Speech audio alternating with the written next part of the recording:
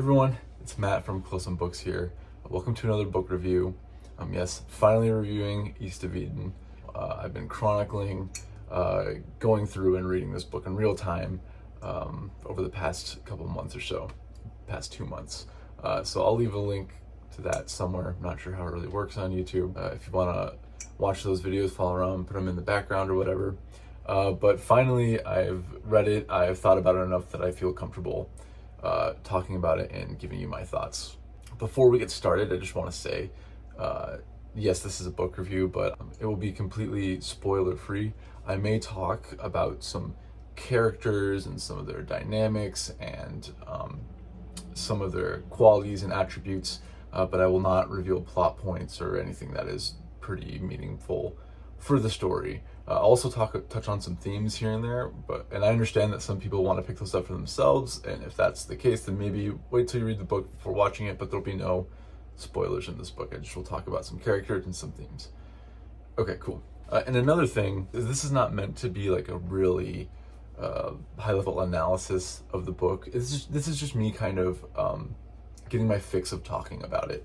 I guess with the goal of, if you haven't read the book yet, kind of convincing you to read it, that it's worth reading, or if you have read the book yet, kind of getting you to maybe think about it in a way you haven't thought about it before, or thinking about it and remembering parts of the book that you really liked and kind of reliving that experience. So East of Eden was written, or published rather, in 1952 by John Steinbeck, who's like a juggernaut of American fiction. It's his 13th novel. And he said himself that, I think everything else I have written has been, in a sense, practice for this, meaning East of Eden. So he considered East of Eden to be his magnum opus. And by the way, this was after he had written both Mice and Men and the Pulitzer-winning Grapes of Wrath. So he thought it was a pretty good book. And you can kind of tell based off of the writing that he kind of put his whole ambition and love into this. It's a 600-page long, unbelievably vast in scope novel. It's so ambitious. If there's one thing you can see about this book, it's totally ambitious. It's 600 pages, but what I will say about this book and its 600 pages is that each page is deserved. It never feels like fluff. It feels like each page is very poignant. Each page is important to the story, and each page kind of feels relevant. None of it feels like fluff. It's very precise and very well done. It's 600 pages, but it's very worthy 600 pages. It kind of follows several generations of two families, both who moved to the Salinas Valley in California. One family, the Hamiltons, come from Ireland, and the other family, the Trasks, come from like the East Coast, like Connecticut. And it follows kind of their family lineage as they migrate to the Salinas Valley, and it follows them from the turn of the century to kind of like the First World War. So it's several generations of characters that we learn about.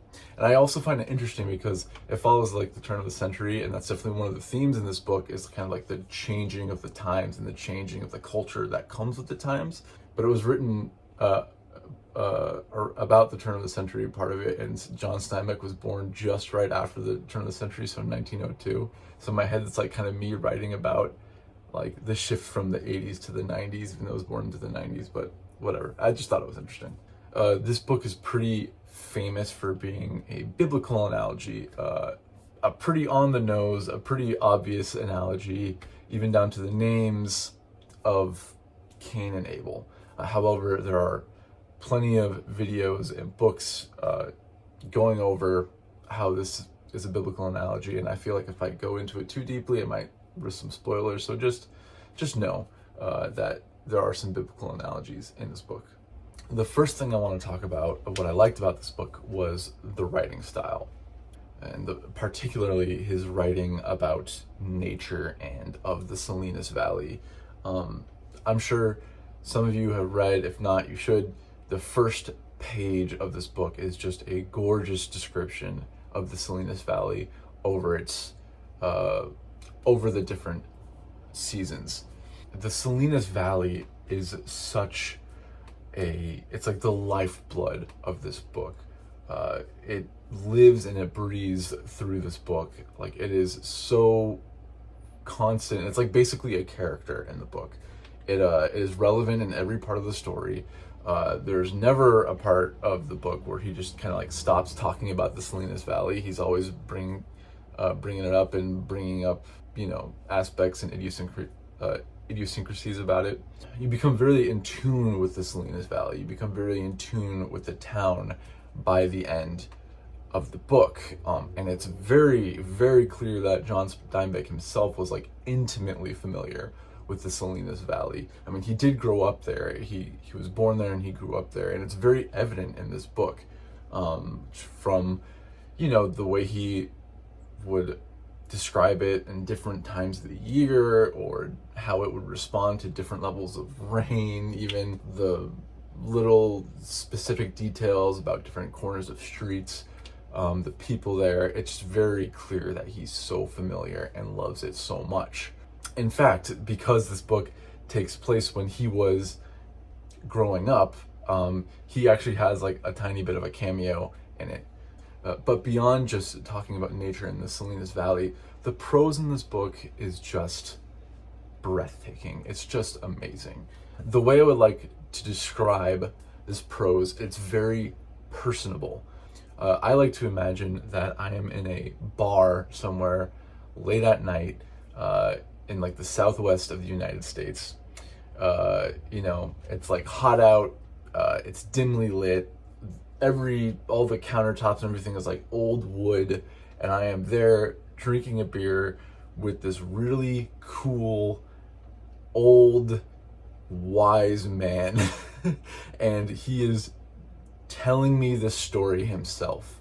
He's taking his time. You get the idea that he's seen a lot, he knows a lot, and he just kind of understands what's going on. That's what I mean by it's personable. It's like someone like that is telling you the story. The flow of the writing style and of the prose is very conversational. But like a conversation with someone who's much smarter and much wiser than you are. It's natural and it's quippy and it's funny and it's got a lot of lessons about life in it.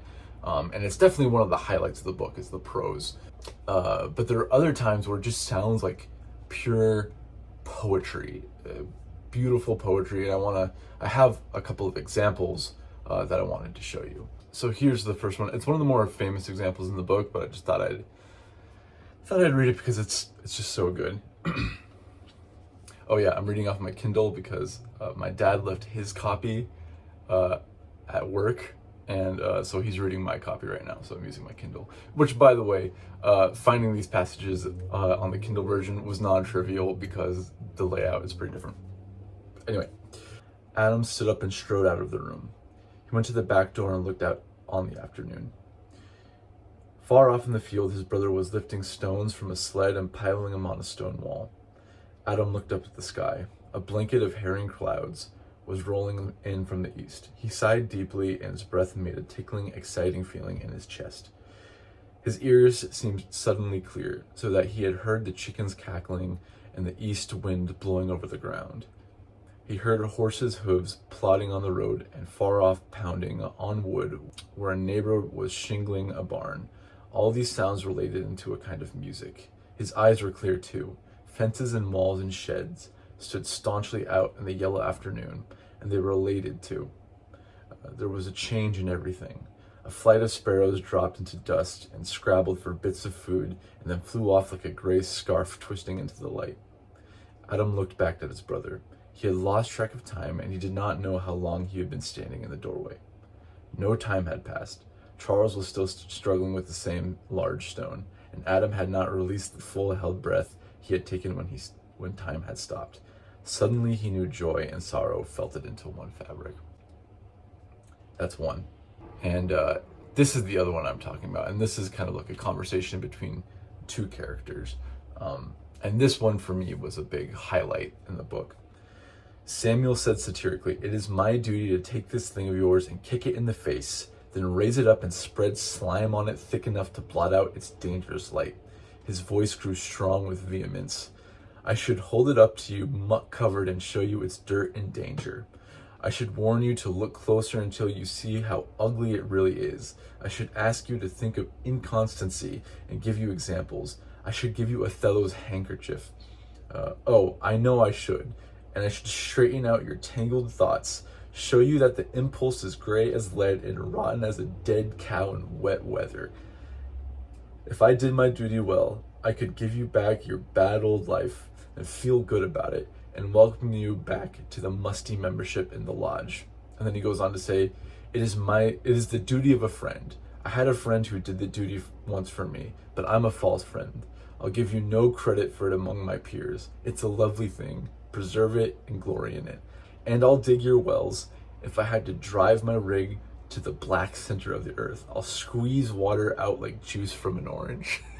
So that's some of the example of like some of the great writing in this book. And there's also some really great quippy interactions between characters. A certain particular character and his wife have really hilarious interactions with each other. And there's another great thing that what my dad likes to call, I don't know if he coined this term or if it's just, something that's out there, called the Steinbeck axiom, where Steinbeck will like make us kind of like a really quippy sounding generalized statement and then immediately apply it to his characters. Once you start noticing it, you can't stop noticing it. It's usually at the beginning of the chapters. But that last example really exemplifies one of my absolute favorite parts of this book, is the characters and the character dynamics, which is interesting because it's a 600-page book, but you go through like 3 generations of people. So you don't spend a ton of time with each character, but Steinbeck does such a genius job of building these characters' psyches and personalities strong to the point where you feel connected to them in just like a short amount of pages, right? And one of the ways he does this is with dialogue. His dialogue in this book is just incredible. Not only is it like fun and is it realistic and it kind of flows kind of like an upcharge version of like a normal conversation, because oftentimes people aren't as articulate in real life as they are in this book, but Steinbeck kind of uses it as a way to dig deeper into the psyche of the characters and kind of to reveal to you what the character values, what's important to them, and how they choose to see the world, but more importantly, not just how they see the world, but how they maneuver the world around them. And further, some of these characters' interactions start to shape each other a little bit. The more these characters spend with each other, you can see them kind of rubbing off on each other over time. And 2 characters that are like, obviously everybody who's read this book knows already, but 2 characters who really exemplify this, and 2 beautiful characters, are Samuel Hamilton and Lee. They're like, I have to say, they're some of the most favorite characters I've ever read in any book, particularly Lee. Lee is such an amazing character. How they lift up and inspire the people around them, but still have this like really dedicated sense to humanity and taking care of each other. It's just those characters are just, they'll stay with me for the rest of my life. But as I said, Steinbeck uses this dialogue to kind of shape or help you realize or help you understand what is important to each character. But through this dialogue, it kind of pushes you towards the first really important theme in this book, at least the theme that I connected to the most, which is the fact that every person has both good and bad in them. No person is fully good and no person is fully bad. And what makes someone considered as a good person or a bad person is the accumulation of these choices throughout their whole life, right? Like, does this person mostly act with love and compassion and kindness, or do they mostly act selfishly and hard-headed and conniving and evil? Because everybody has both sides of them in them. But what makes you a good or bad person is your choice every day to live out one of these 2 realities. So how do you want to be remembered? Do you want to be remembered as a mostly good person or a mostly bad person? And this is very intelligently, very brilliantly exemplified through the characters in this book. Most of these characters, if not almost all of these characters, have about like an equal opposite to them, right? Or like a rival, I would say, but oftentimes they're not actually rivals because they don't, they're not like competing against each other with anything. But there are many examples of diverging characters or very opposing characters in this book. And Steinbeck sets these up as very purposeful opposites to each other. Like with like the very compassionate, very gentle-hearted Adam and the conniving and evil Kathy, the dark and anxious and self-deprecating Cal versus the confident, kind of the airheaded, the loved Aaron, the compassionate and, anxious and tortured Tom versus like the capitalistic, greedy, self-centered Will. All these really purposeful opposites in the book. But the beautiful thing about this book is as you go, the choice element of being good or bad becomes more and more important and more vital throughout the book. It makes you go back and kind of reevaluate every character you had come up with a pre-existing notion about, right? Because these characters are raised as kind of like natural antagonists to the character you're already following, right? Like these characters are presented to you as the opposite of the character you're following, so you just imagine they're an antagonist and you kind of write them off as a good or a bad character. But this book forces you to reevaluate that judgment. It forces you to bring out the lens like, okay, well, I know that each person has both good and bad in them. I'm gonna have to reevaluate all these acts they did. Like, do I actually think this is a good person? Do I actually think this is a bad person? What are some instances of when this character did something good, Because people are complicated. People aren't just good and aren't just bad. There are good elements and bad elements. You have good days and bad days, right? And it's a really brilliant, really precise lens that it gives you where you look back at all these characters and you're like, oh, I actually remember when he did something good. I actually remember when he did something kind, You reevaluate it like maybe that wasn't like a manipulative act. Maybe that was them just having a moment of being nice, like a lot of people have, It's really genius. I've never really seen anything like it in a book before. So that's the first thing, this like choice of like this overall idea of being good or bad. People have both good and bad in them, and it really manifests by what you choose as an accumulation over your lifetime. Another huge theme of this book is the withdrawal of love. And when you think about Cain and Abel, it makes sense. Or what happens when someone's love is rejected or this person is rejected. And this theme is super ambitious. Like this is probably the most ambitious theme in the whole book. And the genius part about this theme is that Steinbeck will plant a seed about a character withdrawing love, and it will affect the rest of the book. And I'm not even kidding when I say that. It will affect from the first page to the very last action of the book. It affects the whole thing. He will plant a seed of like somebody withdrawing their love and just show how devastating of an effect that can have on a whole family, a whole lineage. It's really incredible how, I'm going to use the word precise again, how precise this theme is and how purposeful he has sculpted the effects of this withdrawal of love and this action or this inaction that this character had for the rest of his family. It affects like his first sons to the very last, generation that we hear about. And it kind of plays into how people cope with being rejected, like the internal monologues, like how it leads to self-deprecation or how people start to protect themselves by hurting other people. But really the point of this is that it really has so much more of an impact than you could ever imagine by withdrawing your love from someone who probably deserves it. Deserves the love, not deserves the withdrawal.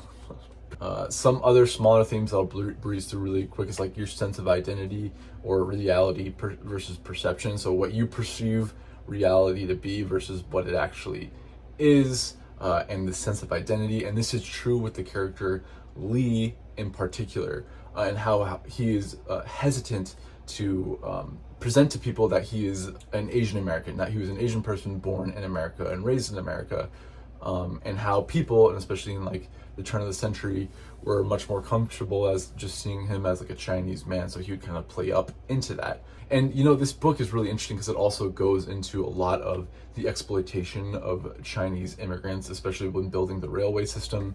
And there's some really brutal stories about it that if you've read the book, you know which ones I'm talking about. But it's really nice to read a book written in the 50s by like an old crotchety white guy who treats other cultures, in this instance it's Chinese and Asian culture, with admiration, really. It kind of comes off as something that Steinbeck really admires, and he sees it as a culture that is something you should aspire to. Another theme is nature versus nurture, or like how we talked about, can some people be born bad or born good? And the last thing I want to talk about was kind of the passage of time, or kind of the changing of time and how the world changes as time goes on. And this really, I think, points to how American this book is. This book feels incredibly American. It feels like Western American, like you see the old-timey movies. It just feels nostalgic, especially if you're from America or if you've spent some time in the West. It feels very nostalgic and old-timey American. And so that actually makes me want to ask, if you are not from America and you've read this book, how did you feel about that? How did this change, or I guess reinforce, your perceptions of America? Because to me, this feels like a very American book, and it'd be very interesting to see how other people outside of the country react to it. But to wrap up, I have to say that this feels like a book that so many people need to read, or it would be good for people to read this book. I think you can take something away from this book immediately. I think you can take the main message of this book and immediately apply it to your life. And that is so rare in a book, where you can have a story, read it, and immediately it affects your worldview. That's something that comes few and far between, especially something so strong and as straightforward as this one.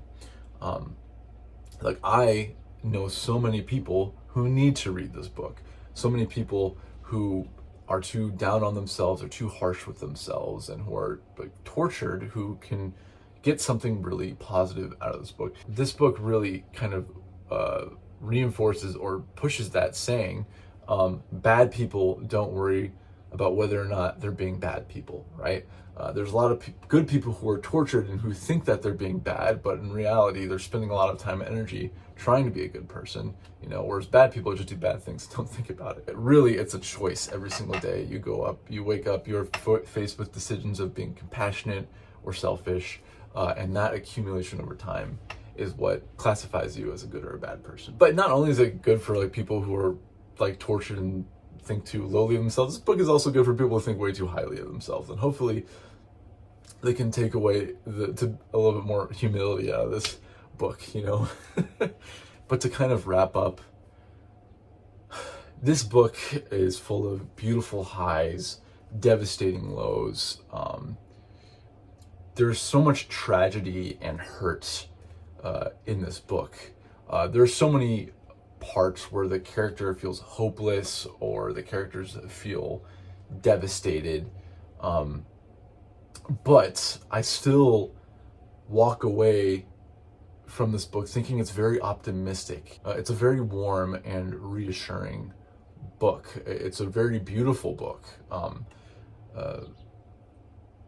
It feels like life, right? Life is never just all good or all bad, all easy or all difficult. It has peaks and valleys, like the Salinas Valley, and it's not straightforward. It kind of highlights how people maneuver life in different ways and how they cope with the different stresses in life, and at the end has this very beautiful message. So in my opinion, this book is damn near perfect. This book, you will definitely see it on my top of the end of the year, but you might also later in life see this on a best book of all time list for me. I really connected with it at the end, and I just have to say, if you haven't read it yet, please do yourself a favor and read it. It is so worth it, and as a classic, it's a very good like starter classic. As a classic, it reads pretty well, and the themes are there for you to take. They're not too hard to get to. The plot moves fast, the characters are lovable. Even though it's a long book, I would say it's a pretty good intro to classics. If it's been a long time for you to get into classics, or if you want to get into classics in general. But yeah, tell me what you guys thought. Did you like it? Did you not like it? If you didn't like it, please tell me why, because how the fuck could you not like this book? Thanks again so much for watching and stopping by. Please leave a comment. I love to hear your comments. I love reading your comments. They make my day. Yeah, I really hope you have a good weekend. Love y'all. I'll talk to you later.